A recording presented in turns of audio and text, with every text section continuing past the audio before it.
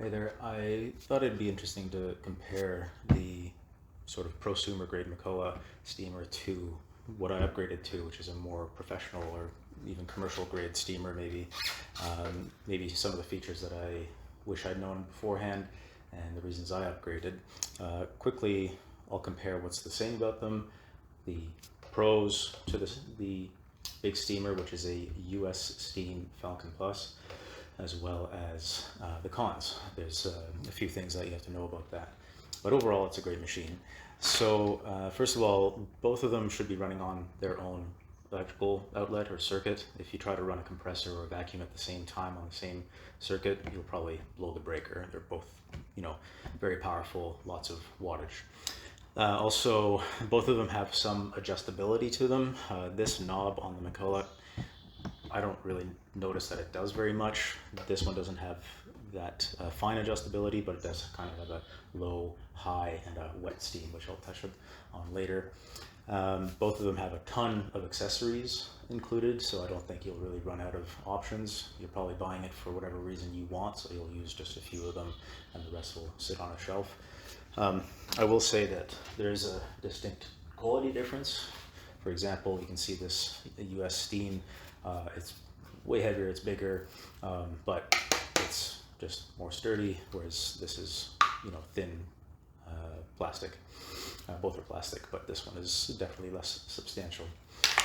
Also, the warm-up time, once you plug it in and let them, these are both at, fully warm or hot, but they take about the same time.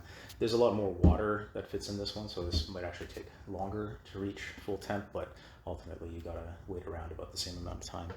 So mostly the pros for the US Steam Falcon Plus in this case, and the reason I'm glad I upgraded is number one, the reservoir size. This is, they claim a full gallon, so 3.78 liters. This one is at 48 ounces, so about just under 1.5 liters. So you're just going to get more run time out of that, given the larger reservoir size. The next thing would be the wet steam feature. So that's kind of the top two reasons I'm glad I upgraded. I mentioned the adjustability. This one you can see is a power button. There's the steam on or off button, and then you have this third feature for wet steam. And on the controller, you can get your typical dry steam, higher flow rate of that dry steam, or even they've got a mechanism to allow some higher amount of water mass to flow with the steam. What's great is I use it for auto detailing, and therefore I have to deal with salt in carpets, and I found that steam is the best way to do that. Having wet steam gets more hot water, more mass, more heat into the salt to dissolve it, and then vacuum it up at the same time. So that's kind of the key feature about this steamer that I really liked and wanted to exploit for detailing and salt removal especially. So that might be useful in all sorts of applications if you have a lot of scum buildup in your bathroom, things like that. The ergonomics of it, obviously, this one uses a trigger. So you flick it on, you'll see a little bit of air comes through before and water comes through. That's true for all steamers. But, you're just hands-free, so to speak. There's a high steam version, and then you turn it on. Compare that with the McCulloch. It's a trigger. So it does have a trigger lock. It's going to shoot out some water again. But you're sort of pinching the trigger with your hand until you put it on. It's a second trigger to lock it. I find this is just kind of, you get more used to locking it on and then doing the work, as opposed to on and off and squeezing your hand, which can tire you out a little bit. The other feature that's nice about this, although I haven't had it long enough to use it, is on the bottom there's actually a drain. So when the time comes to clean it out with either vinegar or some kind of descaling, you can open up the top, fill it, and then drain it out the bottom. With this, you just have the filler port on the top here. So when it comes time to clean it up, you're opening that up, letting it sit, and then you have to tip it upside down, and of course it glugs, there's no vent or anything, so that should be a lot more handy when it comes to maintenance. The filler bottle is very nice. This one comes with it. I guess you could get one for this as well. So this has got a neck on it. Unfortunately, it's not vented or anything, so you're there and you kind of squeeze it and then you have to let air back into it by taking it out. But it's a nice accessory to have included. Definitely worth something, worth getting if you want. Otherwise, this one you're just kind of guessing how much. This also has a low water level light, so you know when to turn it off and refill it.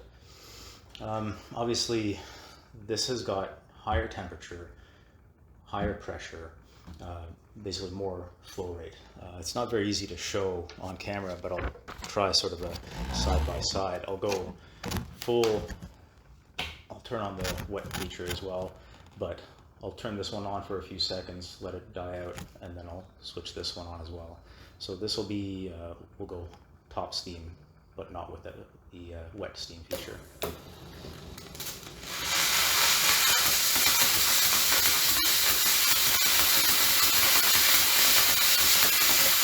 That's off. You see it takes a little while to die down. And then there's the McCulloch.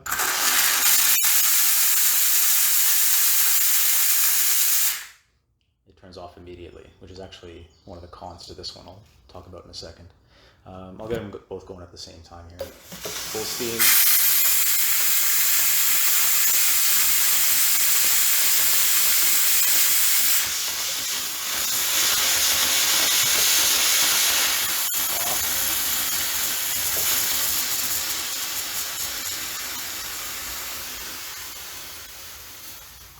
So I don't know if you can notice, but actually the nozzle on this one was kind of bouncing around a bit. This one wasn't. So it just kind of shows you a little bit that there's some real force coming out of here. I'll talk about the hose here. So here's the McCulloch hose, and you can see I can just crush this. It's very pliable. It's lasted for the couple of years that I've had it. This one is just, there's no way. You can probably do this with your car by accident, and it would be fine. It's pretty pliable.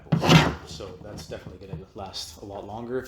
This hose is permanently attached. This one you can detach, making storage a lot easier because you can kind of throw this on the shelf without this sticking out. On the downside for this one, I mean, it's bigger, it's heavier, so if you're moving it around a lot, that's going to be a bit of a downside. The head on this is, you know, quite a bit bigger, depending on what accessory you're using especially.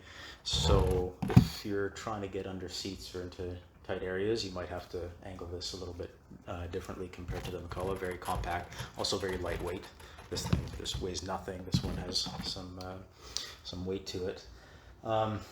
You saw very clearly that this takes, even after switching it off, it takes 5-8 seconds to really slow down.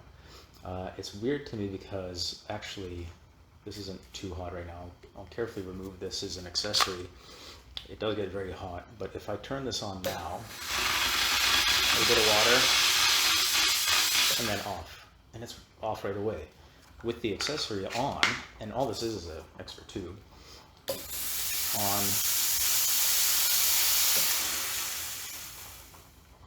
and it turns off. So when you're in the use of it, it improves, but for some reason this thing holds a whole bunch of heat and steam, especially if you've used it in a few minutes and you get that little bit of water buildup. It takes forever, or if you're using the high steam mode. Also, you know, the simplicity of it.